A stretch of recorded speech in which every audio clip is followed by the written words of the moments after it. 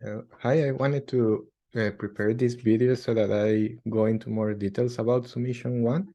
And I also have like a very short presentation with some relevant things. Like first, I want to clarify a little bit about the importance of the introduction and maybe some things that you will notice when you actually write it for this submission. And I think there are three important points. First is that this is the first draft. So because of that, it has a lot of importance because it sets the next steps. Like whatever you write in this introduction, I think it will have a lot of weight on what you will do after this. So it is a great opportunity to kind of focus on what you want to study and how you want to do it and what is the problem and all of these things.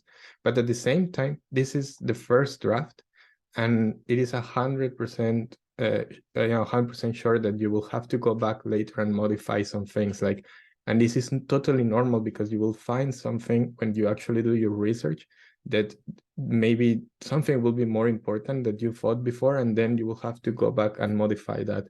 So the point is that it is important because it sets the base to the next steps, but at the same time, it's not written on stone and you can still, and you will have to modify it later. So that's kind of the first thing, the first point that I want to clarify.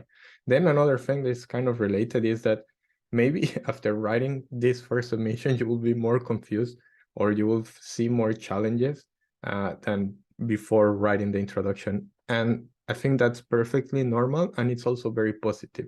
So when you're actually writing your for example, the background or the problem, you will have new challenges. Like, I don't really understand what is this concept. I don't feel secure enough to claim this thing, and that's totally normal because you have just started. So and it's also very positive. That means that you are kind of actually thinking and reflecting.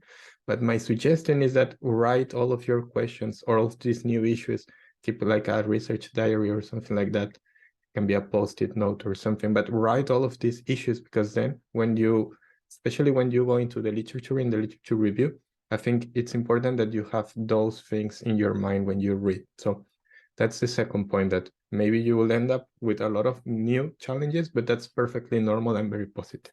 And finally, maybe also after writing this, but I don't know, maybe this is not in the case of you because I feel like you have a good theoretical background and good theoretical kind of knowledge, more or less good theoretical knowledge, but maybe you will still find yourself a bit far from the theory, from the literature. Like you will say, like, I feel like I'm not that well familiar with that.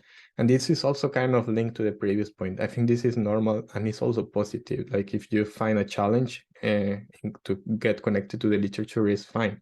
But two suggestions. First, read more. The more you read, the more papers you read, the more you incorporate to your inventory of literature, you will have more power to write and to claim something.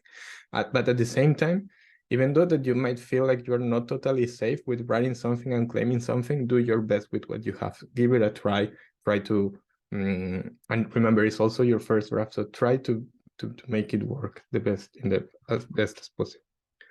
And then I also want to show you what are the things that are graded in the rubric of the actual thesis. Like in the introduction chapter, there are three things that are graded: the background and relevance of the thesis topic, the specification and delimitation of the research problem and questions, and the purpose of the thesis.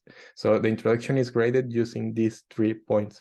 And here I provided I think the first one is what is in the rubric as an E, like not failing, but very low grade. Background and relevance, for example, in this first point, background and relevance of thesis topic for research and or practice clarified with major flaws.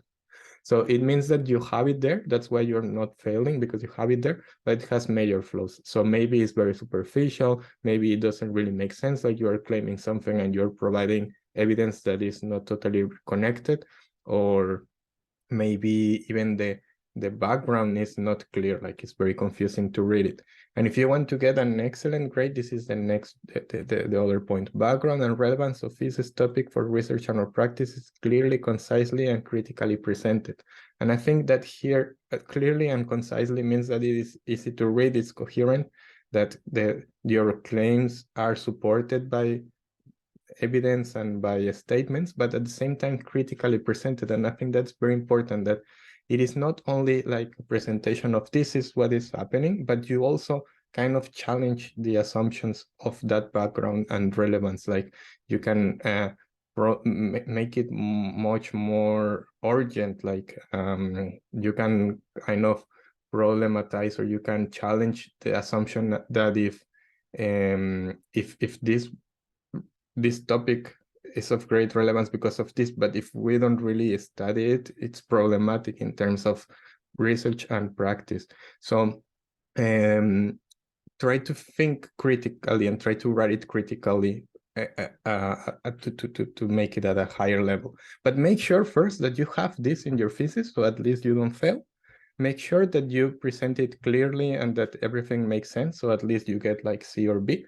And if you are aiming for A, then spend some time on how to critically present this, how to organize it and present it in a way that you are also challenging the common assumptions. And something that I will explain in the next video, but although here it says that for research and practice, the background, the first part of the introduction, the first subsection of the introduction is much more empirically driven. I would say it's like 80% empirically driven and 20% theoretically driven. So the background is why is this topic, why is this situation important in practice? And I think usually in my experience, this is where you don't have that much problems, because it's kind of easy to find a justification from practice, like it is because sustainability is important, or it is because performance is important, blah, blah, and we don't know, and we have these examples, but it's more empirically driven, this background thing. So I usually think that you don't have that many problems. I found that more problems are in the next point, in the specification and the limitation of the research problem and questions.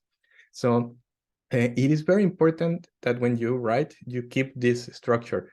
Background is 80 or 90% empirical, and the next subsection, the problem, the research problem, that is 90% theoretical, or 95 is totally conceptual and theoretical. And then you need to do in this part, when you problematize, when you show the research problem, you need to explain first what we call the gap in the literature, what is not that clear, and also to problematize that issue. I will explain that a little bit more later, but in the next video, but make sure that you make it clear what is the concept that you are exploring, what is the theoretical concept that you want to explore, take out the empirical part and just focus on the concept and explain that concept and why is there a gap? Why is there missing understanding of that concept that you want to explain and to test? And then also justify that if that is problematic if we don't know that. So I will explain that a little more detail in the next video, but here, this is the grading. So the bad grade says that it provides a limited specification of the research objectives and questions, and a very good grade is provides an insightful and critical specification of the research objectives and or questions. So as you can see, for the rubric, the research problem and the questions are related, which is fine.